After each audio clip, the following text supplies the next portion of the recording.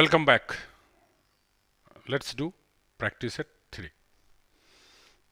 हमारा पहला क्वेश्चन है, it is necessary that it does not rain during the Commonwealth game और it will मार the beauty of the game. देखो एक चीज इसमें टर्म क्या है, इट इज नेसेसरी रहता है तो इसके बाद सिंपल प्रेजेंट टेंस होता है। ठीक है, जनरली मस्ट करके देता है तो वही एरर होता है। तो it is necessary that it does not rain during the Commonwealth game, ये जरूरी है कि कॉमनवेल्थ गेम के दौरान वर्षा ना हो, नहीं तो इट विल मार, मार मतलब क्या होता है, खराब कर देना, the beauty of the game, नहीं तो यह खेल की सुंदरता को खराब कर देगा। तो यह सही वाक्य है, नो एरर।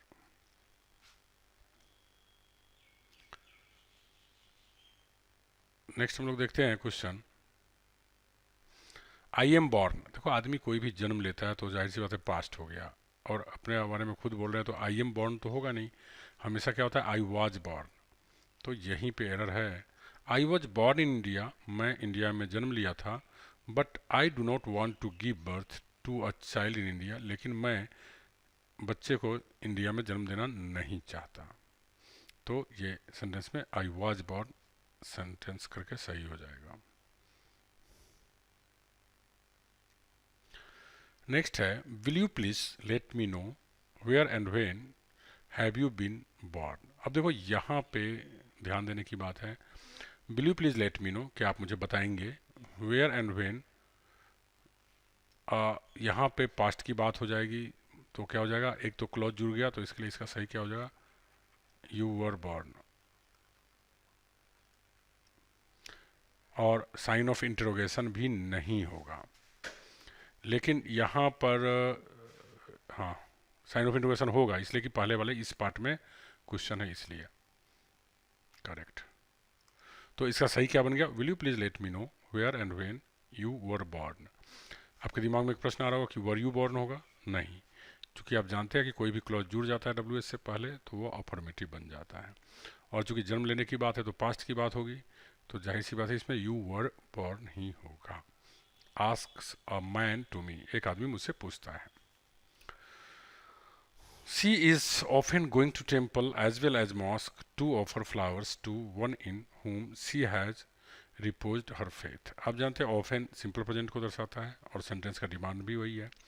तो सी ऑफन गोज टू टेम्पल, वह मंदिर के साथ साथ मस्जिद भी अक्सर जाती है, वहाँ पे फूल चढ़ाने के लिए, ऑफर फ्लावर्स फूल चढ़ाने के लिए, टू द वन उन पे, in whom she has restored her faith जिस पे उनको विश्वास है, रिपोज्ड हर फेथ, रिपोज मतलब दर्शाना दिखाना, जिसमें वो विश्वास दिखाती है। चलिए अब नेक्स्ट क्वेश्चन लेते हैं। नेक्स्ट क्वेश्चन हमारा है, I am usually going to the that very theatre to watch a movie with a few friends of mind. देखो यहाँ यूजुअली वर्ड दिया हुआ है, यूजुअली अगेन साधारणतया, ये भी आदत को दर्शाता है, जब भी आदत को दर्शाता है तो सिंपल प्रेजेंट में हो जाएगा। I usually go to that very theatre, मैं साधारणतया उसी थिएटर में जाता हूँ मूवी देखने के लिए अपने दोस्तों के साथ। तो आपको ये समझ में आ गया होगा। इट इज़ टाइम, देखो दुनिया का सबसे आसान क्वेश्चन होता है it is time, it is high time, it is about time, it is opportune time वाला। तो इस सब के बाद क्या होता है रूल, सिंपल पास्ट टेंस। तो सिंपल पास्ट टेंस हो गया तो क्या हो जाएगा, it is time that she went to the school to bring her children, यही समय है वह बच्चे को लाने स्कूल जाती। नेक्स्ट क्वेश्चन, सेवंथ क्वेश्चन में भी सेम वही चीज़ है, it is time everybody of this village went to bed, यही समय है कि इस गांव के प्रत्येक व्यक्ति बिस्तर पर जाता या सोने के लिए जाता। एट्थ क्वेश्चन भी सिमिलर क्वेश्चन है, इट इज़ हाई टाइम, यही समय है you went back to your home having finished your homework, अपना काम पूरा करके आप घर जाते। Now come to the next question, I will drop you a line as soon as I. देखो I will drop you a line as soon as क्या है, कंडीशनल वर्ड है, कंडीशनल वर्ड है, इसके बाद कौन सा टेंस होना चाहिए, सिंपल प्रेजेंट, तो विल नहीं होगा। As soon as I reach my home, जैसे ही मैं घर पहुंचूंगा, I will drop you a line मतलब मैं तुम्हें फ़ोन करूंगा। ठीक है, फ्रेज है, I drop you line, phone करूँगा या इन्फॉर्म करूँगा, एनी हाउ मतलब कॉल, टेलीफोन के जरिए।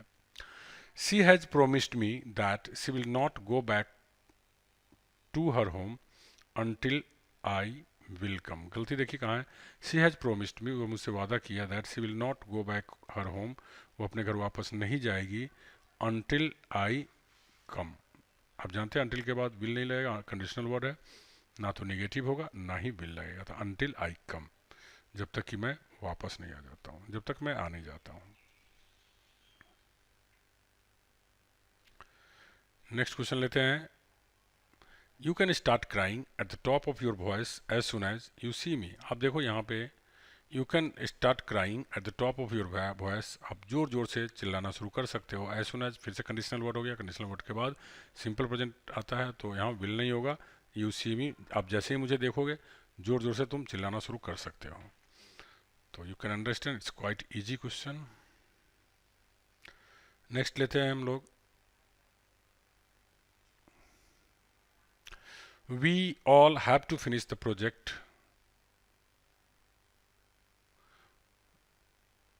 We all have to finish the project before our boss comes here. देखो यहाँ पर नियम आप जानिए, नहीं बिफोर कंजक्शन का काम कर रहा है, दो क्लॉज को जोड़ने का काम कर रहा है।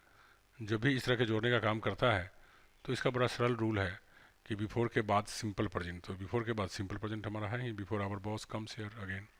और तो उससे पहले क्या नियम है, उससे पहले है फ्यूचर परफेक्ट टेंस। ठीक है, तो we all will have finished, यहाँ पे हमारा हो जाएगा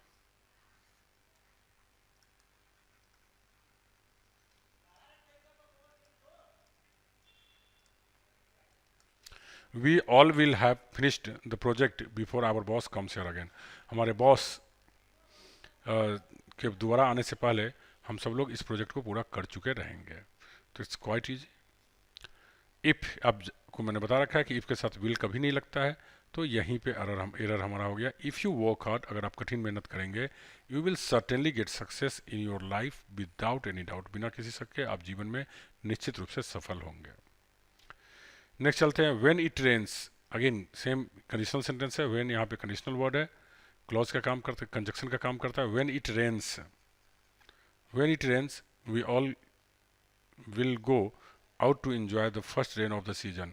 जब बारिश होगी हम सब लोग बाहर जाएंगे इस सीजन का पहली बारिश का आनंद लेने के लिए। तो इस तरह से आपका ये हो गया।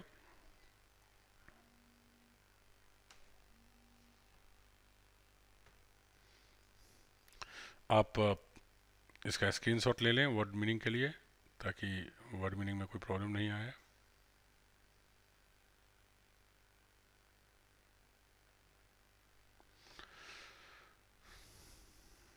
Question number 15. I am very much sorry for all the students who plucked in the examination due to technical faults. आप देख लीजिए, ये ऐसा चीज़ बता रहा है जिसका परिणाम, जिसका असर अभी भी है।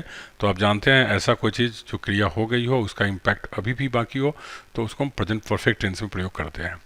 तो आप देखें, I am very much sorry for all the students, मैं उन सभी विद्यार्थियों के लिए बहुत दुखी हूँ।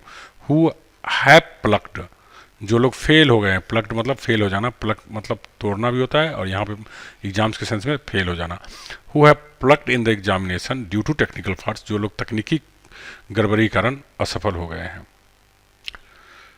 Question number 2. On no account shall I do this project before I take half of the money. इसमें 2-3 बातें आपको ध्यान देने की हो सकती है। एक कि आखिर आई से पहले शैल का प्रयोग क्यों हुआ है, तो इसके बारे में आप जान लीजिए। इससे संबंधित आप एडवर्ब चैप्टर में पढ़ेंगे। ये इन्वर्जन का हिस्सा है। इन्वर्जन का हिस्सा है। इन्वर्जन कहता है क्या कि अगर कुछ खास फ्रेजेज हैं, कुछ खास एडवर्बियल फ्रेजेज होता है जिसका प्रयोग अगर वाक्य के शुरू में है, तो हेल्पिंग वर्ब सब्जेक्ट से पहले आ जाता है। तो उसी में से एक है ऑन नो अकाउंट, किसी भी कीमत पर नहीं। शैल आई डू दिस प्रोजेक्ट, मैं इस प्रोजेक्ट को करूंगा, मतलब किसी भी कीमत पे मैं इस प्रोजेक्ट को नहीं करूंगा। बिफोर, इससे पहले कि I have taken half of the money, मैं आधा पैसा ले नहीं लेता हूं। ठीक है, मतलब क्या, मैं आधा पैसा ले लेने के बाद ही, अब एक क्रिया पूरा कंप्लीट हुई। क्यों हमने यहाँ प्रेजेंट परफेक्ट टेंस लगाया? चूंकि क्रिया के कंप्लीशन का बोध कराता है, तो before I have taken half of the money fixed for this project, इस प्रोजेक्ट के लिए जो आधे पैसे निश्चित किए गए हैं, जब तक मैं ले नहीं लूँगा मैं किसी भी हालत में प्रोजेक्ट शुरू नहीं करूँगा। थोड़ा सा आप दिमाग लगाएंगे, इन्वर्जन पढ़ेंगे तो आपको सेल क्यों सब्जेक्ट से पहले आया ये समझ में आ जाएगा। और यहाँ पे आई हैव टेकन क्यों हुआ, क्योंकि इस क्रिया के पूरा होने के बाद ही वो क्रिया शुरू होगा, इसलिए अच्छा दोनों के दोनों इसलिए यहाँ पे प्रेजेंट का प्रयोग किया गया है, क्योंकि उधर ऑलरेडी सिंपल फ्यूचर में है।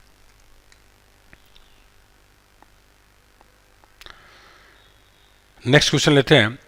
She tells her mother her boyfriend might have come to see her now. अब देखो यहाँ पे ब्रैकेट के अंदर दिया हुआ है, यहाँ माइट के बजाय क्या हो जाएगा, मे। संभावना के लिए आप प्रेफर क्या करेंगे, मे। माइट जनरली पास्ट के लिए यूज़ किया जाता है और बहुत वीक संभावना रहता है तब यूज़ किया जाता है, बट संभावना जब भी रहे तो आप मे यूज़ करेंगे, इसीलिए ये सही होगा यहाँ पे may. She tells her mother, वह अपनी माँ से कहती है, her boyfriend may have come to see her now, उसकी बॉयफ्रेंड उससे मिलने अभी तक आई हो सकती है। नेक्स्ट क्वेश्चन पे चलते हैं। 18 शुड सी मीट मी। अब देखो शुड सी मीट मी क्या है ये आपको समझना चाहिए। Should she meet me inversion किया हुआ है किसका, इफ सी मीट्स मी।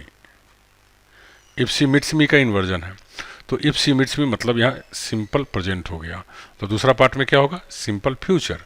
तो यहाँ वुड के बजाय क्या हो जाएगा, विल। तो ये हमारा एरर हो गया। तो should she meet me, I will give her the money she was in the need of. अगर वो मुझसे मिलेगी तो मैं उसे वो पैसा दूंगा जिसको उसकी आवश्यकता थी। तो इस तरह से आप समझ सकते हैं। आपको शुड सी मीट मी पढ़ के आपको अजीब सा लगे तो ये आप समझ लीजिए कंडीशनल सेंटेंस है, कंडीशनल का इन्वर्जन लगा हुआ सेंटेंस है, और इन्वर्जन में भी शुड तब लगता है इफ़ के लिए जब दोनों क्लॉज फ्यूचर में होता है। हिंदी में फ्यूचर में होता है, जबकि उसको बनाते वक्त हम क्या करते हैं, कंडीशनल वर्ड से शुरू होने वाले क्लॉज को सिंपल प्रेजेंट में बनाते हैं। You must know that I am here for more than 10 years. बहुत सिंपल क्वेश्चन है ये। For more than 10 years time को इंडिकेट कर रहा है, तो जाहिर सी बात है आई एम हेयर नहीं हो जाएगा, आई हैव बीन हेयर हो जाएगा। प्रेजेंट परफेक्ट टेंस हो गया, चूँकि यहाँ बी फॉर्म का वर्ब है, बी का वर्ब चल रहा है इसलिए बीन हो जाएगा। यू मस्ट नो, आपको निश्चित रूप से मालूम होना चाहिए कि मैं यहाँ हूँ 10 सालों से ज़्यादा समय से with all the members of my family, अपने परिवार के ज़्यादातर सदस्यों के साथ। Question number 20 I am working with this company for upwards of 2 years. यहाँ भी सेम वही चीज़ है, 4 प्लस टाइम दिया हुआ है, तो 4 प्लस टाइम दिया हुआ है तो आई एम वर्किंग नहीं हो जाएगा, आई हैव बीन वर्किंग हो जाएगा। I have been working with this company for upwards of 2 years. मैं 2 से अधिक सालों से इस कंपनी के साथ काम कर रहा हूँ। And now I have decided to change it very soon, और मैंने निर्णय लिया कि इसको बहुत जल्दी चेंज कर दूँ, छोड़ दूँ। नेक्स्ट चलते हैं। He does not give me even a single call since last Monday. Since का प्रयोग होने के बाद आप बखूबी जानते हो कि या तो प्रेजेंट परफेक्ट टेंस होगा या प्रेजेंट परफेक्ट कंटिन्यूअस टेंस होगा। तो इस वाक्य में क्या चीज़ की इंपॉर्टेंस लग रहा है ज़्यादा, प्रेजेंट परफेक्ट टेंस की। तो इसको हम कैसे बनाएंगे, she has not given me even a single call since last Monday. पिछले सोमवार से उसने मुझे एक भी फ़ोन नहीं की है। And this is now creating tension in my family, और यही बात है जो मेरे परिवार में टेंशन का सबब बन रहा है। Question number 22 I have been reading books written by a number of philosophers since I am a 10 years old boy. आप जानते हैं कि सिंस से पहले प्रेजेंट परफेक्ट या प्रेजेंट परफेक्ट टेंस आता है, प्रेजेंट परफेक्ट या प्रेजेंट परफेक्ट कंटिन्यूअस टेंस आता है। तो हमारे पास यहाँ प्रेजेंट परफेक्ट कंटिन्यूअस टेंस है, तो ये सही है। सिंस के बाद कौन सा टेंस आता है, आप जानते हैं सिंपल पास्ट टेंस आता है, तो यहाँ क्या हो जाएगा, वाज। तो हो जाएगा since I was 10 year old lad means छोकरा, लड़का। तो कहता है कि I have been reading books written by a number of philosophers. मैं बहुत सारे फिलोसफर्स के द्वारा लिखी गई किताबों को मैं पढ़ता रहा हूँ जब मैं 10 साल का लड़का था, तब से ही। चलिए नेक्स्ट क्वेश्चन पे हम लोग चलते हैं। Question number 23 one of my friends has been directing movies since he was a 12 year old child. अब देखिए इसमें 2-3 बातें हैं जिस पे आपको ध्यान देना चाहिए। वन ऑफ के बाद आने वाला नाउन या प्रोनाउन प्लूरल होता है तो ये हमारा प्लूरल है, सही है। लेकिन वर्ब सिंगुलर होता है तो वर्ब सिंगुलर है, ये भी सही है। तो one of my friends has been directing movies since बीच में दिया हुआ, इससे पहले प्रेजेंट परफेक्ट या प्रेजेंट परफेक्ट कंटिन्यूअस होता है तो हमारा प्रेजेंट परफेक्ट कंटिन्यूअस है, तो ये भी पार्ट सही है। इसके बाद क्या कहता है, इसके बाद कौन सा टेंस चाहिए, सिंपल पास्ट टेंस चाहिए। तो since he was a 12 year old child, ये भी सिंपल पास्ट है, मतलब सेंटेंस नो एरर का है। I have already finished my work so now you must concentrate on your work. अब देखिए इस सेंटेंस को देखते हैं, तो क्या कहता है, I have already finished my work, मैंने पहले ही अपना काम कंप्लीट कर लिया है। So now you must concentrate on your work, इसलिए आपको अब अपने काम पे निश्चित रूप से ध्यान देना चाहिए, बिल्कुल सही है। तो ये हमारा हो गया no error. He did not ate, आप जानते हैं बखूबी कि एट तभी लगता है जब प्रेजेंट परफेक्ट टेंस प्रयोग करना होता है और नेगेटिव में। तो क्या हो जाएगा, he has not finished, finished verb है ये भी थी, he has not at finished his work, उसने अभी तक अपना वर्क फिनिश नहीं किया, कंप्लीट नहीं किया है। While he has to complete it before the coming Monday, जबकि उसे आने वाले सोमवार से पहले इसे कंप्लीट करना है। तो इस तरह से आपने 25 क्वेश्चन कंप्लीट कर लिया इस एक्सरसाइज का। Thank you very much.